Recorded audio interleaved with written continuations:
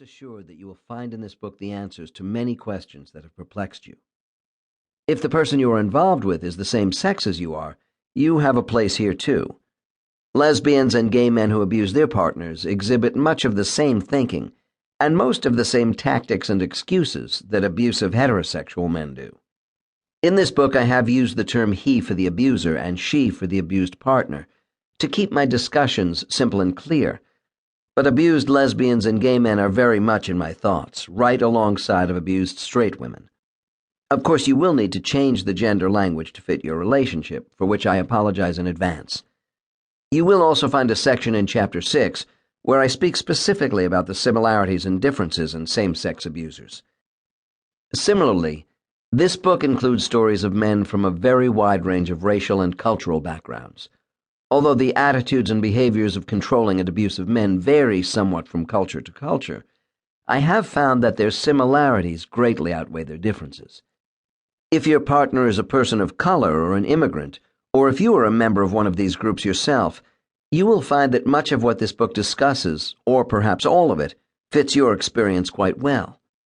While I have not specified race or ethnicity in the cases I describe in this book, roughly 1/3 of the abusers whose stories I tell are men of color or men from nations outside of North America. I further discuss some specific racial and cultural issues in Chapter 6. My experience working with angry and controlling men.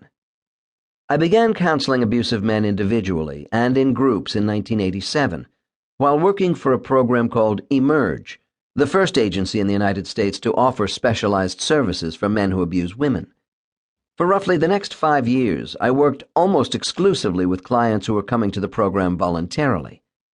They generally attended under heavy pressure from their female partners, who were either talking about leaving the relationship or had already done so. In many cases, the woman had gone to court to seek a restraining order, legally barring the man from the home, and in many cases ordering him to stay away from the woman altogether. The men's main motivation for seeking counseling was the hope of saving their relationships. It was common for them to feel some guilt or discomfort about their abusive behavior, but they simultaneously believed strongly in the validity of their excuses and justifications, so their feelings of remorse would not have been enough in themselves to have kept them in my program. In those early years, the clients I worked with were men who used far more verbal and emotional abuse than physical violence, although most of them had been physically intimidating or assaultive on at least a few occasions. During the 1990s, the legal system became much more involved than it had been in the past in responding to domestic abuse, with the result that court-mandated clients started to trickle in, and then to pour in the doors of our program. These men often had a much greater propensity for physical violence than our earlier clients, sometimes involving the use of weapons or vicious beatings resulting in the hospitalization of their partners. Yet we observed that in other ways, these men were generally not significantly different from our verbally abusive clients.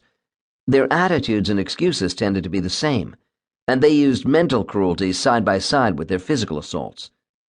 Equally important was that the female partners of these battering men were largely describing the same distresses in their lives that we were hearing about from women who had been psychologically abused, showing us that different forms of abuse have similar destructive impacts on women.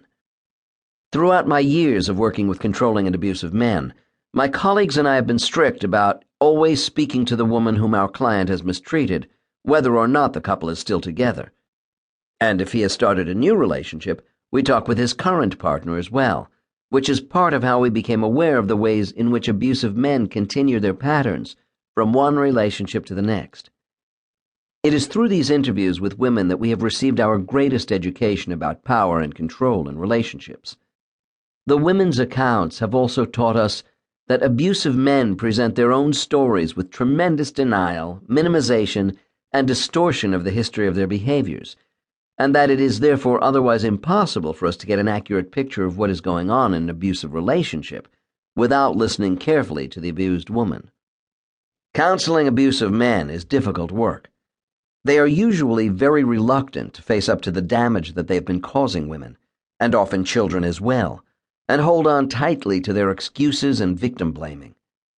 As you will see, they become attached to the various privileges they earn through mistreating their partners, and they have habits of mind that make it difficult